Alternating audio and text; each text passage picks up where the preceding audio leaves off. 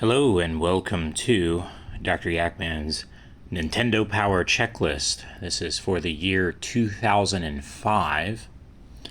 This is January, volume 187. Got a Nintendo DS on the cover. This is the original fat model of the DS. Don't get the light until later, of course. We're heading into the touch generations. We're heading into the end of the Who Are You era of advertising in Nintendo and Nintendo Power Magazine. We're heading into the Revolution area of Nintendo's history. Pretty crazy stuff. You need to read about Hayden Christensen's theories, which are pretty much fact, but business theories on disruption, because that's how Nintendo went about getting into doing this kind of a disruption type stuff. They weren't going for more power, they were going for something different to reach a larger audience. And there's lots of reasons for that. You should check out Sean Malmstrom's blog for that kind of stuff, and eventually I will write a lot about that too. So the casual fallacy, the untruth that Nintendo was catering to casuals and then they lost everything because phones did the same thing, yada yada yada. There's a lot more to it than that, and it's pretty crazy. But anyways, this is a Nintendo DS calendar for the centerfold. And it's kind of goofy the way that it's laid out here. They got the days being the dual screens going up and down for each month here. And then on the back you got the other 6 months. So, and then this was odd. It was like not a poster. It's not something that you could tear out, but it was it's almost like cardstock. For Metroid Prime 2 Echoes, and it's got like kind of foil on the it's like a full page mini poster with green foil over Samus's visor, and then the Metroid logo is kind of got silver foil text. So, and then on the back of it is just white, and that's it. Because, again, it's kind of like cardstock. I don't understand what they were going for with that. They do a lot of strange things in this year as far as posters and cards go. You'll see as we go. There was the Fire Red and Leaf Green, which were the remakes of Red and Green, which America never got green. We got blue over here in America for the first generation of Pokemon on original Game Boy, but these were on Game Boy Advance. And this is Pokemon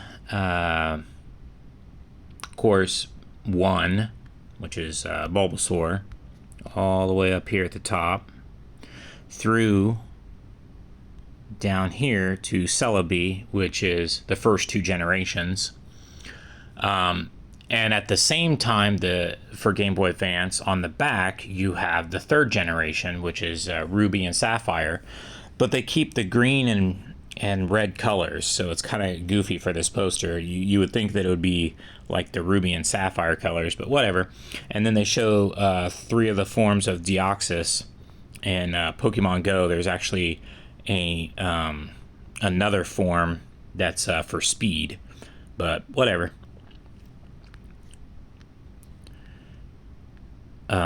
So you got Treecko, which is the first starter for Gen 3, and then all the way down to the legendaries throughout that generation and Deoxys, so 386.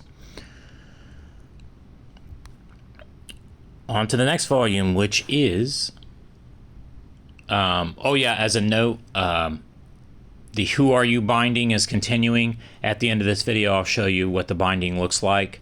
That poster too, by the way, you'll notice there's some marks on here. That was kind of it was kind of rough to get out of there without damaging the poster, because it was kind of put in there with too much glue and it was off center. Sometimes you'll encounter that. I had been keeping all of my posters in until I started doing these videos to show you what the posters were. I've been taking them out, which, I don't know, maybe devalues them or whatever. Not taking out the centerfolds, of course, because those are still viewable without having to, you know, rip them out. And I like to keep the centerfolds in there. So now we're on to volume 188, February 2005. And we got The Legend of Zelda: The Minish Cap, which is on Game Boy Advance. The layout of the magazine, I like that they put these up in the corner now, showing you the systems that it covers. Which DS, this was around the time when they were calling it the 3-tier system, where they were going to have a home console, the portable, and then the DS was the 3rd tier. Obviously, this was a marketing ploy. Obviously, they didn't want to cut the Game Boy Advance short, although they did. And they didn't want to say that this new one was like the successor or replacement for Game Boy Advance, the DS, that is. But it was, you know, just in case it failed, or just in case it didn't go over as well as they wanted to. I you know, who knows? There's a whole generation of discussion on like Gaming Age forums and other forums way back then in the year 2004, 2005, and 6, discussing all of that.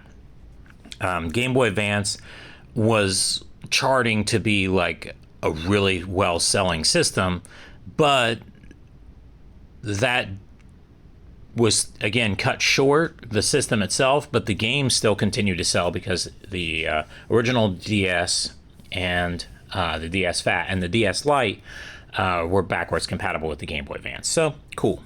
The centerfold here was Prince of Persia: Warrior Within, and then there's info on the back of this centerfold for the same game. On to the next volume. 189, March 2005. You got Star Fox Assault on there. There was actually 2 sort of mainline Star Fox games on GameCube, which was kind of weird. There was the Dinosaur Planet one that was originally made by Rare, but you know, as you know, Rare jumped ship to Microsoft, and then this one was made with the Ace Combat team from Namco. So before they became Namco Bandai. More stuff about Resident Evil 4. This was the big game. This was you'll know that this is the year too that Reggie came out and said that he was about kicking ass and taking names and stuff, and that was a kind of a new attitude and a new era for Nintendo too. It was a crazy time to be a Nintendo fan, because you know the GameCube was seen as not doing too well. I loved it, but then the Wii was coming up, or what they were calling the Revolution Project, and it was an exciting time. So so that's the cover. The centerfold is around this time EA Sports, or EA Big, was starting to do collaborations with Nintendo, and it's kind of goofy. But this is NBA Street Volume 3, but then they had Mario characters in it. I think. Let me see if they have some kind of marking down here. All Stars is what they're calling it, with the basketball with the Mario hat on it. I don't know. EA was, I don't know, later on during the Wii era, they would do goofy stuff like change the covers and make them more kiddie or something, thinking that would appeal more to the Wii audience. Some of this marketing stuff is just total bunk, garbage, trash, and I hate it, but whatever. And then on the back of the centerfold is info for that same game.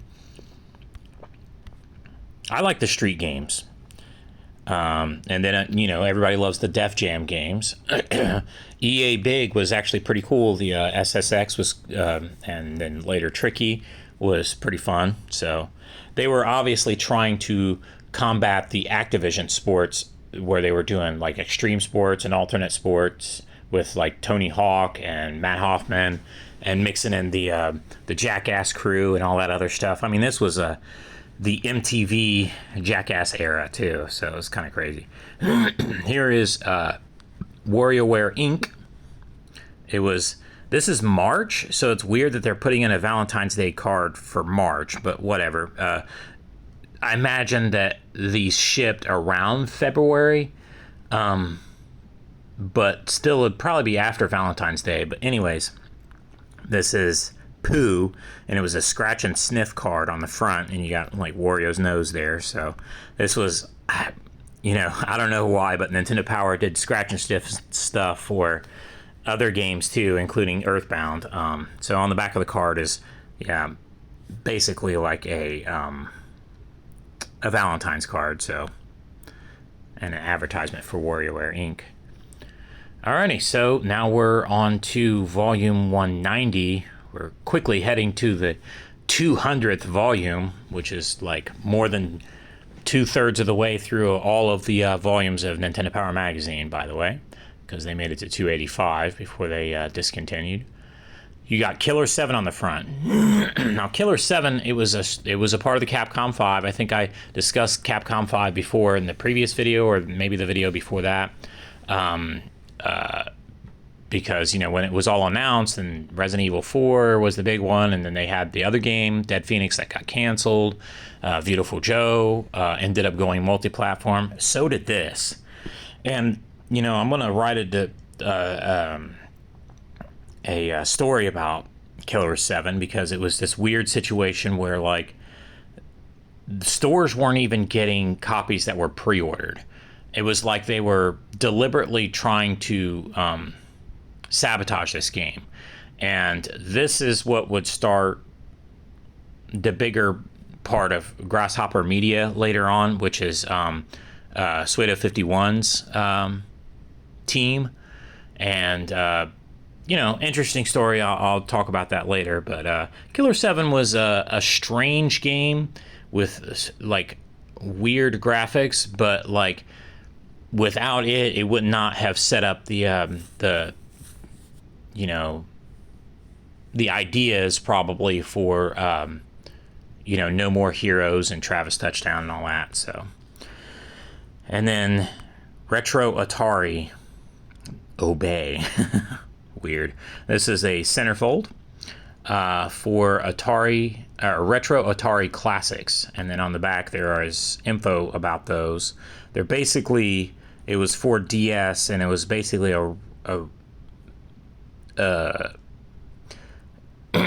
way to rethink Atari arcade classics with dual screens. So, and then there's the DS again on the cover of, this is May 2005, volume 191. There was a set of DS cards. And again, I was talking about how they did strange things with posters and cards, having like blank backgrounds on the back of posters and centerfolds, which again they did do with Zelda later on in this volume, you'll see. But yeah, this is a card stock, and it's kind of got, they got like a silver shine to them. So, and then on the back side, it's just, nothing. It's kind of blank. It does have some, ratings on it or whatever. And then they show some of the launch titles for Nintendo DS. Cards, trading cards, basically, perforated. And then on the back of those cards, there's like information about each game, blah, blah, blah. And then this, again, they still hadn't had the title on here because the title hasn't been released yet. This was going into E3, and this was the Reggie E3, the first one for him, where he was basically the the main presenter at E3 during their press conference. And yeah, so this is the in-game screenshots of what would become Twilight Princess, but again, the name is just The Legend of Zelda. So, and then on the back of it, it was white. So, like I said, that was just a blank centerfold. That was kind of strange. Pokemon Emerald, which is the third generation's, like, you know, up until then, you know, you had Yellow come out late after Red and Blue, and you had Crystal come out late after Gold and Silver. This came out after Ruby and Sapphire. It was Emerald, and it's got Rayquaza on the front there. This is volume 192, June 2005. And yeah, then you have this similar situation to that the Zelda thing, which is like they call it just Castlevania, but it ends up being the Castlevania Dawn of Sorrow DS. Get it? The DS Igarashi Castlevania game. So, and on the back of that, it was blank white again. I don't know why they did it that way. And then they put the cards in here again, same format that they had before, only it's different games, different launch games, including like Metroid Prime Hunters and a couple other games. So then, like it says, Link's Secret Identity. This is, and you'll see the format is changing here, where they have a bunch of screenshots for other stuff up here. Now, of course, this is probably more centered towards the E3 stuff, but then they kind of keep this format for the covers of the magazine after this. You've got, it says just The Legend of Zelda, but it's Link's Secret Identity because they finally let you know that it's the Twilight Princess. Let me see here. And this is July 2005, 193. They changed the binding on this too. It just goes to a black binding with white text, Nintendo Power at the top, the year, month, year, and volume on the bottom, and then there's content highlights listed in between those two. You'll see when I show you the picture at the end of the video of the bindings.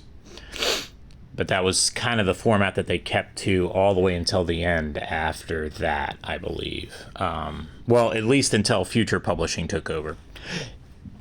We'll see as the years go on, as the videos go on. So, and then here you've got a 2-page centerfold, which is kind of weird, and it's kind of set up like an ad card. And this is for Metroid Prime Hunters, the DS Metroid Prime.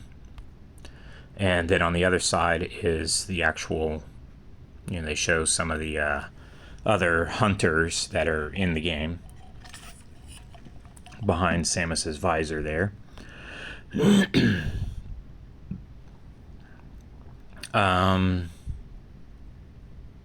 I guess in that last volume they didn't talk about calling it Twilight Princess, but you know, it was, they didn't say Twilight Princess on the cover, but they do reveal the name of it later on. I don't know why it was such a big deal. I think it was because it was kind of like one of those things during E3 that they threw in last minute. They were like, okay, we're going to show them the Zelda that they actually wanted to see, because what had happened was they showed when the GameCube first launched, or when it was first revealed, they showed like a realistic Link and Zelda like little cutscene. But then when they revealed the first Zelda game for GameCube, it ended up being Wind Waker, which is, you know, cel-shaded Toon Link, and, you know, a lot of people were like, what? You know, where's my real Zelda? That kind of stuff. Blah, blah, blah. Regardless, Twilight Princess ended up being the quote-unquote real Zelda, the more realistic looking, better graphics, yada, yada, yada. But for whatever reason, I think that they just kind of shoved it out that E3 without actually having fleshed out what the title was going to be or how they were going to present the title, but they show you the title later on. You'll see. But yeah, this is volume 194, August 2005, and you got Mario Kart DS on there, and they show the Revolution. They still haven't called it the Wii yet. They wait to reveal the name on that later on. And yeah, interesting stuff there. This was a crazy time to be a Nintendo fan and everything. So, but then this was also where they were embracing online in their own way with Wi-Fi through the Nintendo DS. They were highly criticized because GameCube did not have any kind of like online functionality. And in the generation where you have Dreamcast coming in with it built in, and Xbox coming in and making a big splash with Xbox Live, and even Sony to a lesser extent, they had the add-ons for Final Fantasy and other online gaming stuff. Nintendo kind of just they were like, oh, we'll leave it up to third parties to do what they want to do, and then we'll do a little bit of something, and they ended up not really doing much. But with the DS, it had Wi-Fi built in.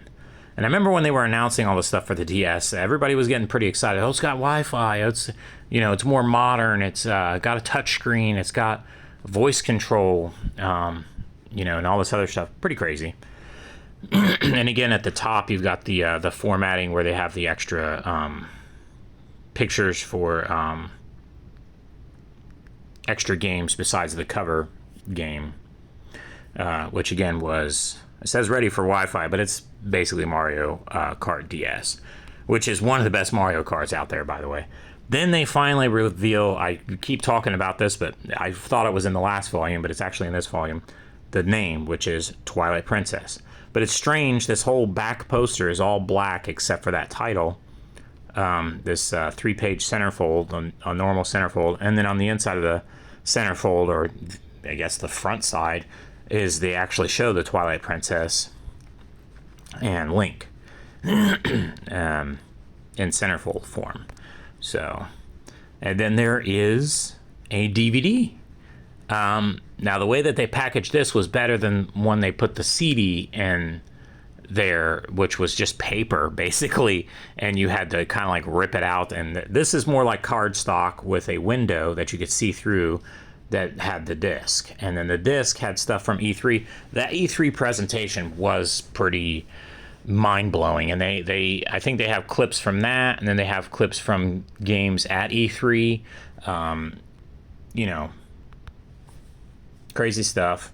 It's not like, I don't think that this disc is really worth all that much, because I do believe that Nintendo Power had released these discs in other ways, kind of like how they've done other videos back when they would do VHS. They would have them at stores, they would have them at rental places, like kiosk kind of things where you could just take them, like take one for free or whatever.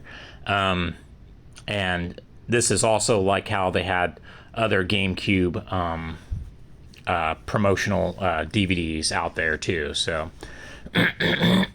this one is probably the least available of all of those, but still, though, it's there. Now we're on to the next volume, which is September 2005, volume 195, Shadow the Hedgehog's on the front cover. And again, they have pictures from other games as well at the top there and in a bubble. You have Advance Wars Dual Strike DS, how they had the play on that. A lot of games on Super Nintendo were called Super, a lot of games on 64 were called 64.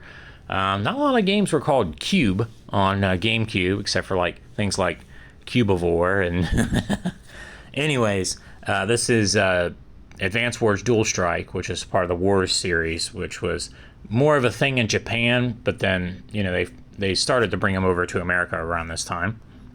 And on the back of that is just all this baby blue with one little soldier on the back. So,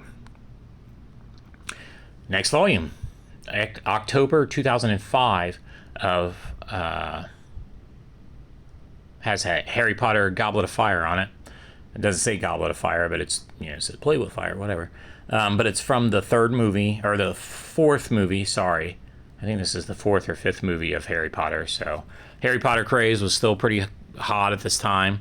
This is volume 196. There's 2 posters in this one, you'll see. This is The Incredible Hulk Ultimate Destruction. It's a pretty fun game. And then on the back, they have kind of like a comic strip advertising of it. Sorry these pictures are so blurry. My again, the camera on this phone is not so great. But you get the point. And then there was a second poster, but this had blank on the background. Goofy, I don't know. But it was a centerfold of Peter Jackson's King Kong. So... And also in this was the trading card game, Pokemon TCG X Unseen Forces, but these are stickers. So they're not cards. They're on card stock to kind of like hold them in place, but it's stickers. And it's all of the unknowns, so that you could, I guess, spell something out in unknown language, I don't know, in text. And then here's the back of it. It's advertisement for the Unseen Forces, which was, they're covering, I think, Gen 2 and Gen 3 of the games, but in, trading card game form, whatever. And then there was, this volume came bagged, because it had a separate mini magazine in here. It's called New Puppy, the Magazine, which is... it was a separate mini mag. I describe this kind of stuff on my blogger too. So when you want to go over there to see the text version of this, I talk about that. It's labeled with, you'll see up here, October 2005, as if there would be more. But as I say on my blogger, instead, and it doesn't even have the Nintendo Power branding. It just is Nintendo. They would release... companion mini guides for Nintendogs. They're thicker than this. They're more like guide thickness. Yeah, so I will cover that in a video after I'm done with all of the volumes. Once I get through to the year 2012, I will have other videos covering other Nintendo books and Nintendo Power esque things. So you'll see it in that. So. And then the label on the bag is talking about the Nintendogs magazine. This is kind of like the whole thing that Nintendo was doing with, I think, when they would have these extra things, like Nintendogs was starting to hit big.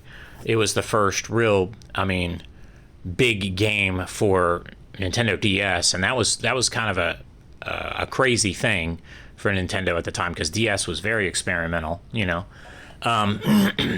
And this was the bonus inside, but this is similar to the situation where Nintendo released separate magazines for Game Boy Advance when it came out, and it was called Nintendo Power Advance, I believe. So we already covered that in previous videos when that happened. So, and then on the back of the magazine, it talks about other stuff in the magazine, yada yada.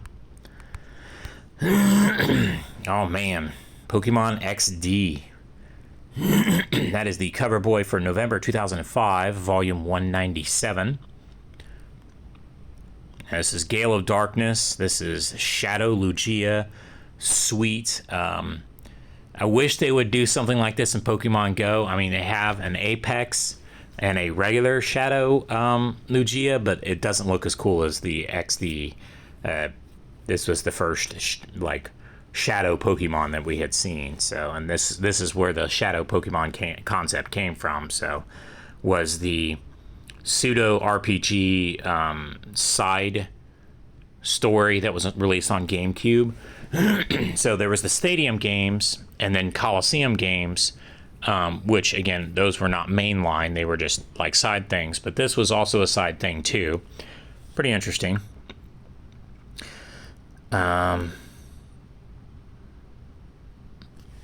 there is a map in here that's kind of just perforated.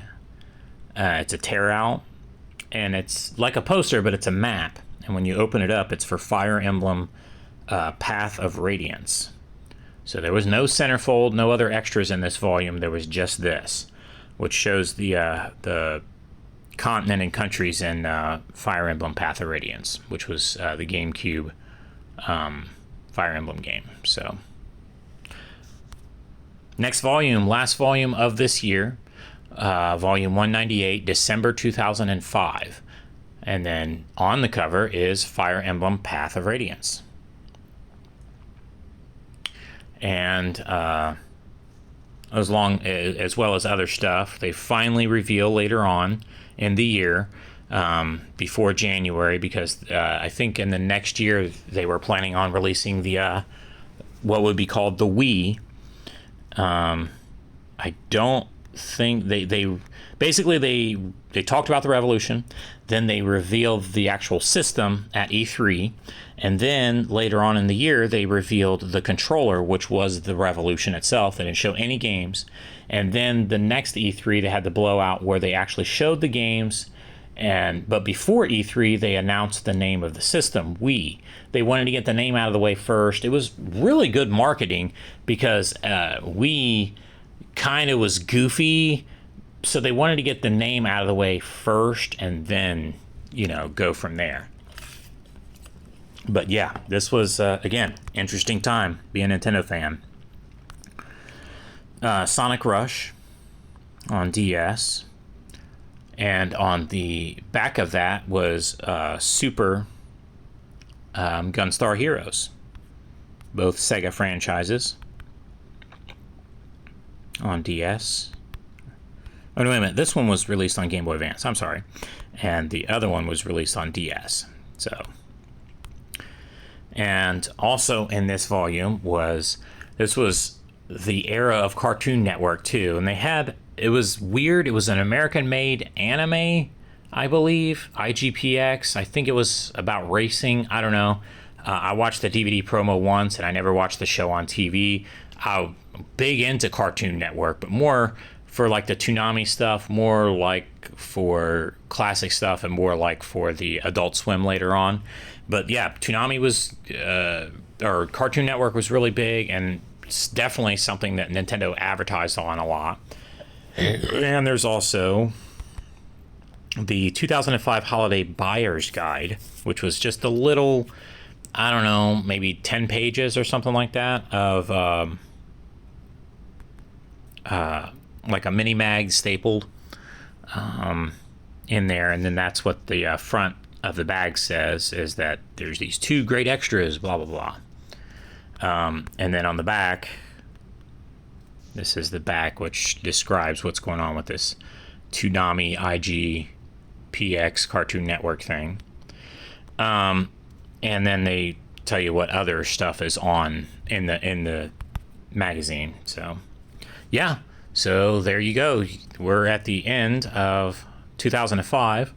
Now, we saw this in the last video, the who are, and then you is what the first 6 months of 2005 spell out, and it's basically the DS. I think they were trying to go for the windows of the DS to be like this and then have the name or whatever, but instead they just had a picture of the DS.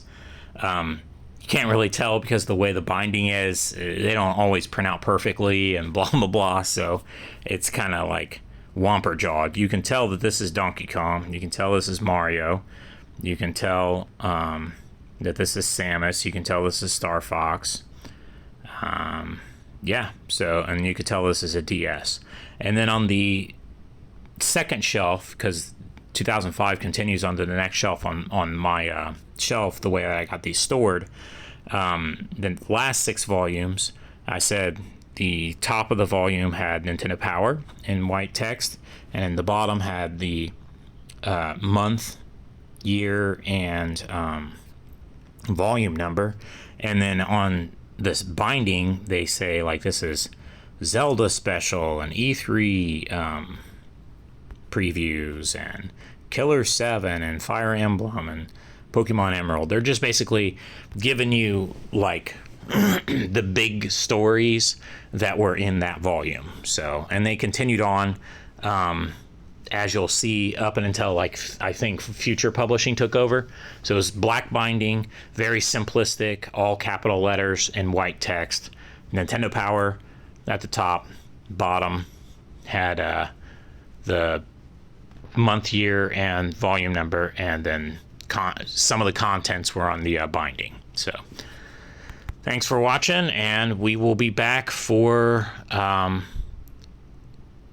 the year 2006 next time. So then after that, we'll have 6 more years, and we'll be at the end of Nintendo Power Magazine. And I will have shown you all of the alternate covers, all of the inserts, and highlights from my collection, and for helping you in your checklist. So happy hunting out there and trying to find your perfect collection of Nintendo Power Magazine, as I have. And thanks for watching.